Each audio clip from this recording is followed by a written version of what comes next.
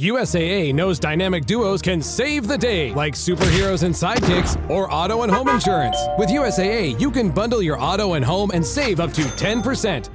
Learn more and get a quote at usaa.com/bundle. Restrictions apply. Whatever the occasion, effortless elegance is right this way. Because Hilton brings you new ways to stay courtesy of the Nomad London. And it doesn't stop at award-winning dining in a space draped in velvet and illuminated by vintage chandeliers.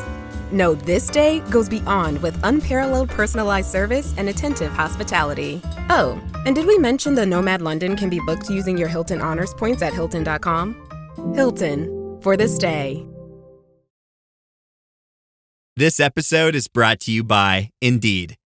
When your computer breaks, you don't wait for it to magically start working again. You fix the problem. So why wait to hire the people your company desperately needs? Use Indeed's sponsored jobs to hire top talent fast. And even better, you only pay for results. There's no need to wait. Speed up your hiring with a $75 sponsored job credit at Indeed.com/podcast. Terms and conditions apply. From the Fifth Quarter Studios in Madison, Wisconsin, you're listening to Coach Unplugged. And now, your host, Steve Collins. Hey, everybody. Welcome to Coach Unplugged. I'm so happy you decided to join us. Before we jump in, I don't do this every week, but I would love if you went over, left a review, left a comment. I listened to all of those. Give me some topics. Send over to Steve at teachhoops.com. What kind of topics do you want to hear? But before we jump into today's topic, I'd like to give a big shout out to our two sponsors. First of all, Dr. Dish, the #1 shooting machine on the market. I've tried them all, and this is not only how innovative are, but the workouts and what I love about Dr. Dish is they give back to the community. If you follow them on Facebook, if you follow them on Twitter, they're always giving back to the basketball community. And you mentioned Coach Unplugged, they'll give you $450 off. Also, go over and check out teachhoops.com for coaches who want to get better. It is a one-stop shop for basketball coaches. It's resources, it's handouts, it's videos, it's one-on-one calls, it's office hours. It's a coach. It's a resource run by a coach for a coach. It's not an ex-coach, not someone that's been let go, not someone that's coaching part-time. This is what I do. And Teach Hoops helps me keep the bills on. It helps me put up these podcasts, 13 podcasts a week. Teach Hoops helps me be able to do that. And it's a roadmap for you to be successful. And let me help you in this great journey that we call coaching. But let's head off to the podcast. Okay. I lost you there for a bit after I said football. You got me now? Yeah. Oh, okay. After a football game, I lost you. So I don't know what you said after that. Yeah, I said we had like an old home day in town where I live in an old kind of Irish mill town. And so like, it's one of those things where people, get together and go and mill around, and there's like little things for kids and stuff. So okay. Cool. Oh, that's fun. I got three kids. I got a split now, 16, 8, and 0. Oh, geez. Yeah. Bless you. I have 17 and 15. So I'm ready to oh my gosh. Do you coach them? I do. My son's actually the setter for my volleyball team. So we have a big match tomorrow, and then he'll be my 2-guard probably. So it'll be hard for me when he leaves. When he leaves, it'll be hard for sure. And then my daughter plays volleyball. I don't coach her, but okay. Yeah.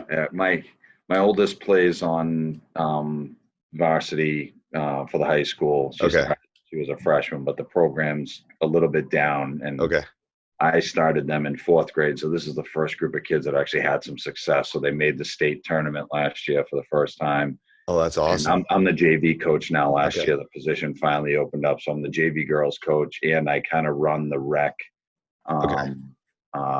girls portion of it. I'm the only one that's interested in enough to keep the girls going. The boys are well taken care of. Boys are always, that's always the case, isn't it? Yeah. So where are you located? Clinton, Massachusetts. Okay.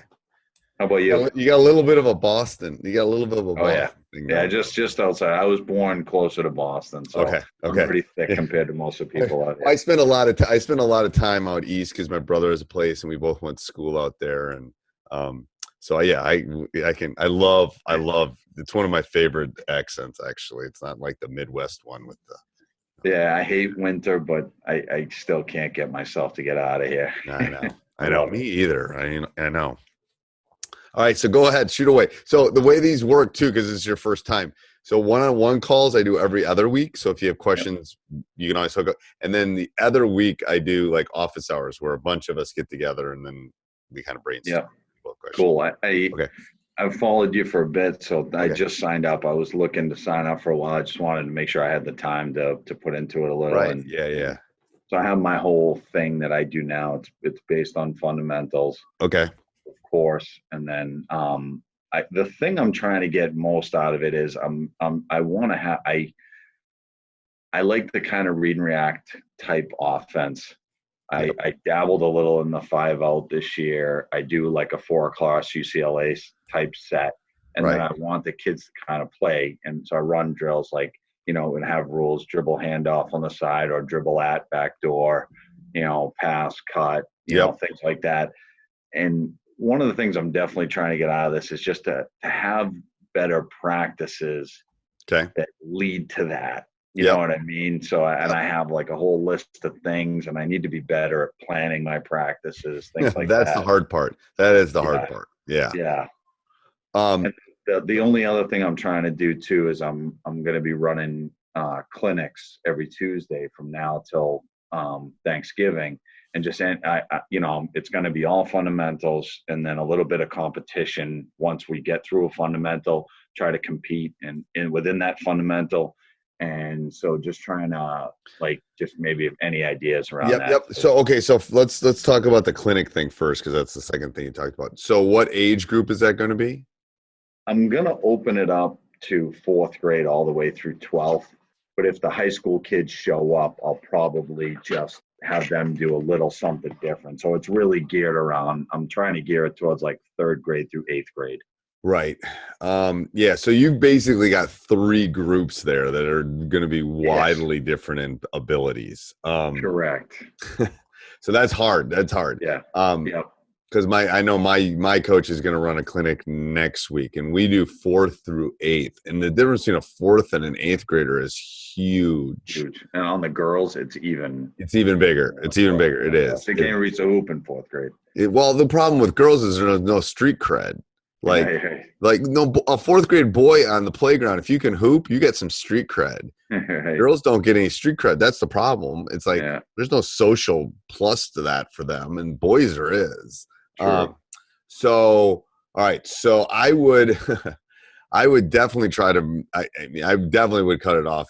I wouldn't. If you were going to do another one, I'd do it for high school kids. Okay. I wouldn't have 9th through 12th there with 4th graders, because they're just not going to get anything out of it. So what are you thinking skill wise? So I definitely, so the biggest need, so just to give you a little background too, they had a varsity basketball coach that did nothing and didn't know the game and didn't do fundamentals. They have a middle school coach that's the same. So they're just collecting the stipend on the girls' side. Right. So they literally go through 2 years of middle school and learn no fundamentals. So it's all got to be fundamentals. So I want to start with shooting fundamentals. So breaking down the footwork and everything about the shot, keep them close to the basket at first. Yes, I wouldn't even move. I swear to, for a 4th grade, I wouldn't move more than like 8 feet. I mean, yes. I mean, I personally would work on their ball handling first. Yeah. Before shooting. And the reason being is most of them are not, even though there's a girls' ball, most of them are not strong enough. I mean, my son, I had to, between his sophomore and junior year, I didn't let him shoot an 3-pointer until he was in 8th grade. Yeah. And I still had to break his shot down because he wasn't strong enough. Right. So shot would be lower on my pecking order for That's what I was going to ask you too, because in my 4th grade, because my second, so I started my first daughter in 4th grade. Now my second daughter's going into 4th grade. Right. I do a lot of ball handling, and I was wondering if I was doing too much. No. I would. So if I was breaking it up into a piece of pie for that age level for probably till 7th, probably from 4th to 7th grade, I would think 60% of that would be probably ball handling, fun stuff with that to get them moving. And then, maybe start working a little bit on their shot, work on their layups, that kind of stuff. I wouldn't let them move outside of 6 or 8 feet. And then literally at that age, you basically want to hook them. So if you're running a clinic for 4th, 5th, and even 6th, it's got to be a lot of games. It's got to be a lot of fun. It's got to be a lot of breaks. It's got to be a lot of different things from one to another. Once you get them hooked, it's kind of like being the drug dealer. You give them the first pieces of drugs first. It's the same thing. You want to get them hooked. You want them to keep coming, because I can see this in our girls' side too, because they struggled for a while, and as soon as they started doing that, it's just snowballing now because it's a social thing. They want to do it, and then once they get to 7th and they're serious, man, then we can break their shot down. We can talk about their passing. We can talk about help side defense. We can talk about. And the thing with girls is, especially in that 4th to 6th, I would work on a lot of like catch and pivot. You can work on your passing and your footwork kind of at the same time. Because their footwork they're going to be like newborn giraffes, and their feet are going to get all mixed up. So a lot of, when I did that especially in the girls' side, I did a lot of, 1-2 dribble, stop, pivot, and then throw it. Simple stuff, but that little footwork stuff, if they can do that, man. The thing is, go watch you've seen it. Go watch an 11th grade good girls team. They can all handle the rock. Right.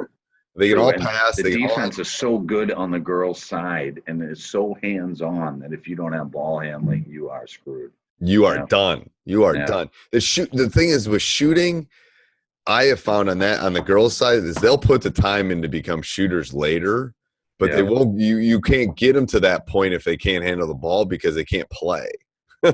My daughter's a sophomore, and she's just starting to be able to reach the rim from 3-point land. Right. And because to be honest with you, up to this point, it's probably been out of her range.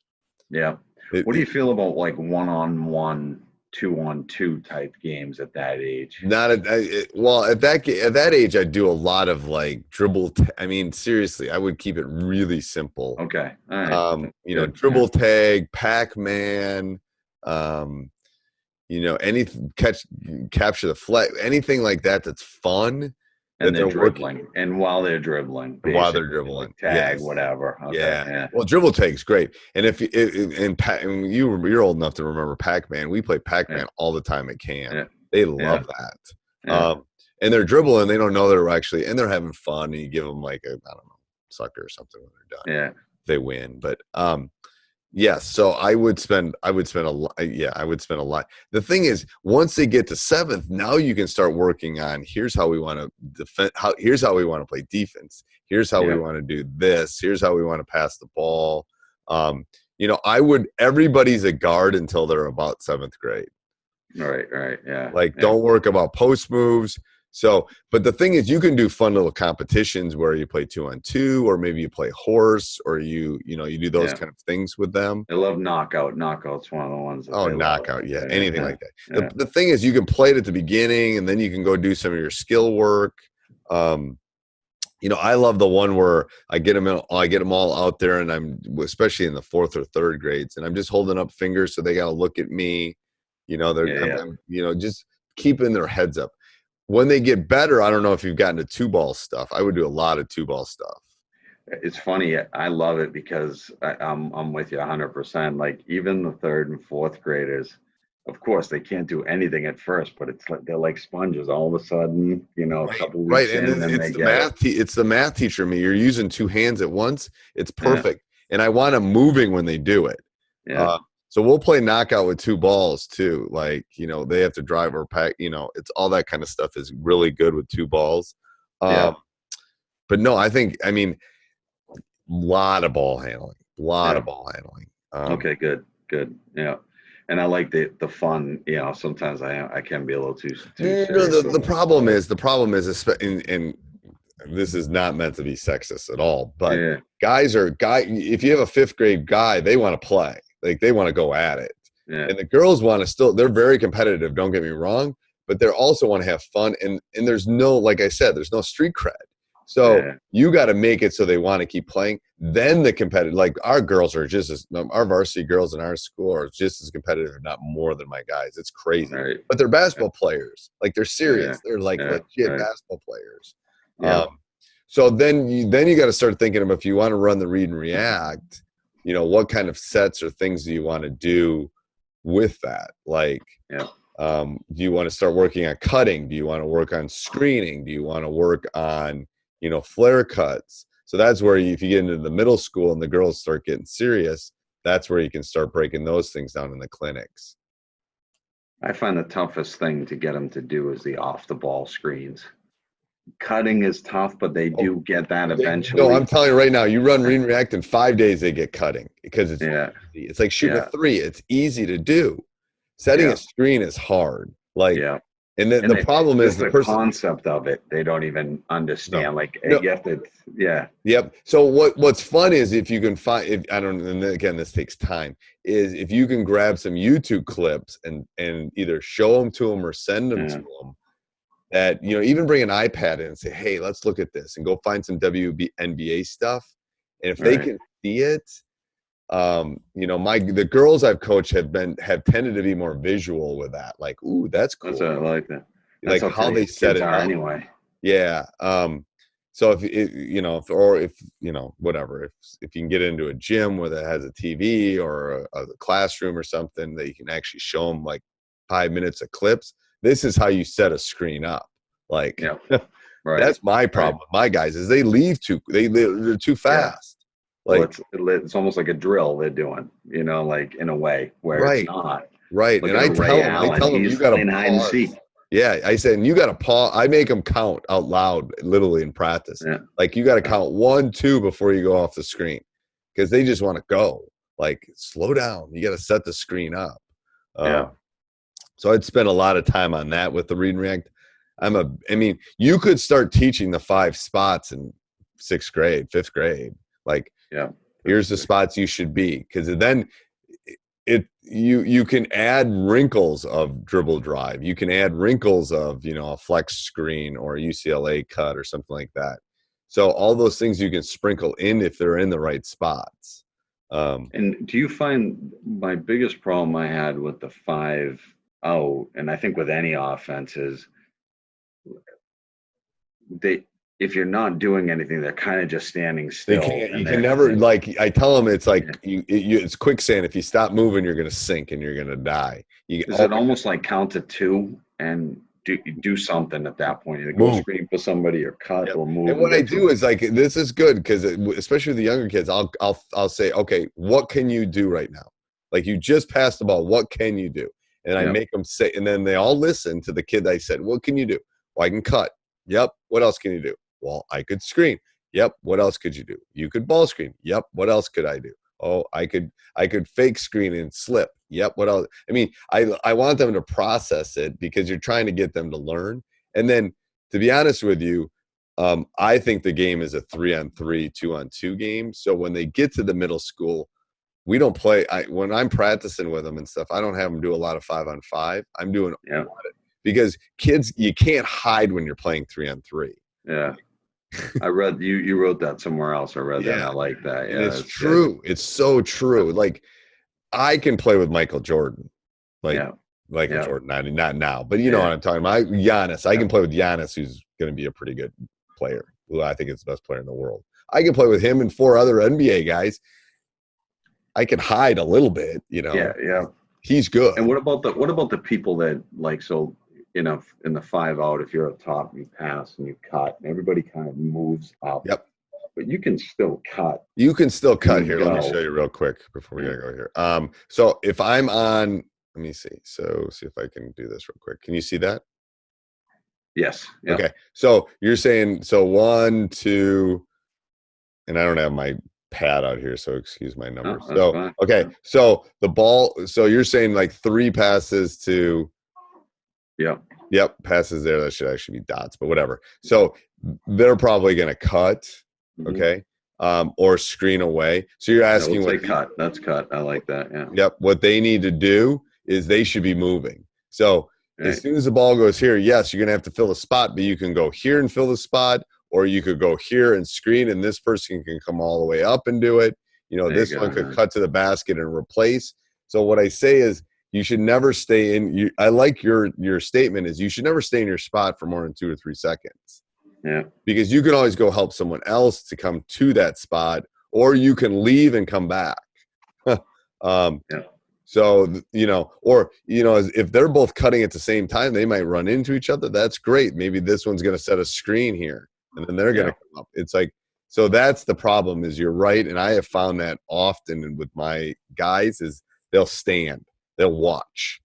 Almost like that. You can almost run a little flex cut off that you pass, you cut down, the 5 comes in and then pops out. Yeah, it's not, I like that. Yeah. And then you can do little quick hitters out of it. Like if we pass it to the corner, we're always going to do this, or we're going to do, maybe we're going to double screen away, or maybe we're going to do whatever, So if you go back to that, you can make rules. Like I'll make quick hitters where if the ball goes from 4 to 5 down here that's covered up, boom, we're going to double screen away. Like 4 and 3 are going to go screen for 1, or we're going to triple screen away, or we're going to do something to leave it for 5. So you can make all those rules, like you said, do a flex screen, do something else. That's easy.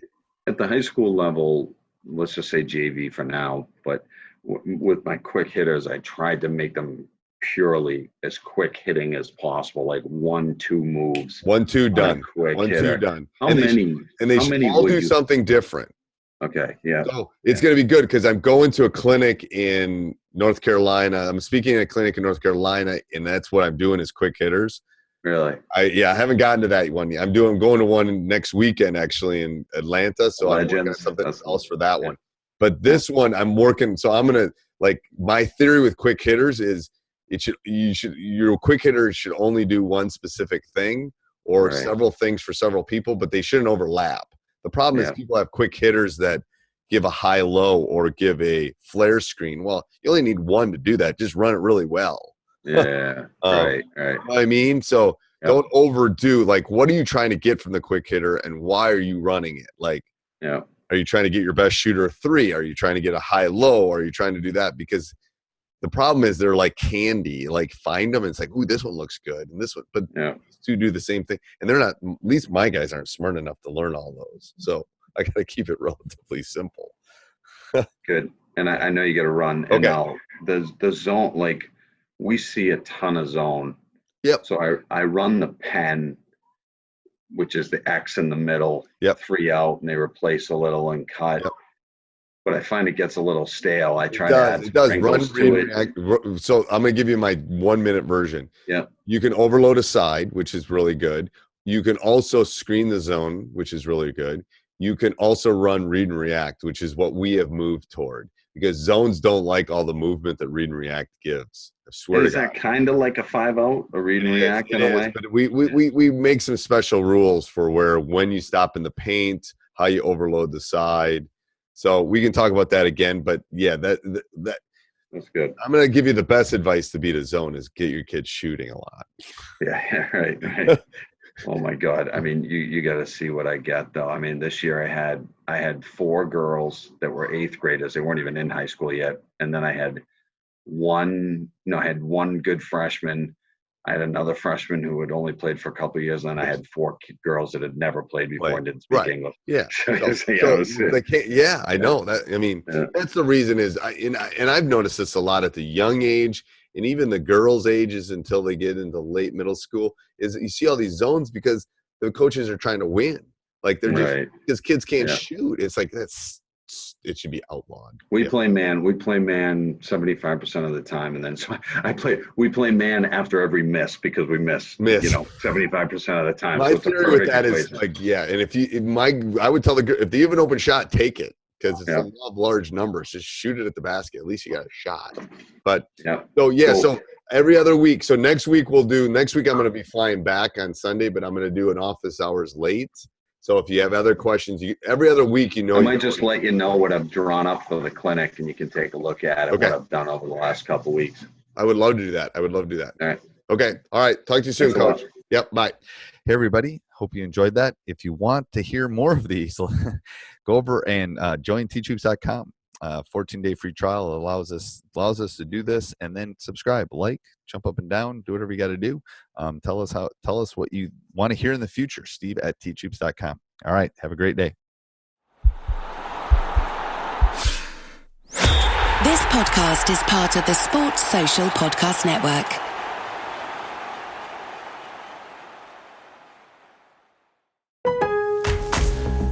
Craftsman Days are here at Lowe's with big savings on the tools you need. Right now, get a free select tool when you buy the Craftsman V20 2-pack battery kit. Whether it's the backyard, the bathroom, or beyond, Craftsman has the tools to help you power through and get the project done right. Because DIYing is unpredictable, but your tools shouldn't be. Shop Craftsman at Lowe's today. Valid through 6/18 while supplies last. Selection varies by location.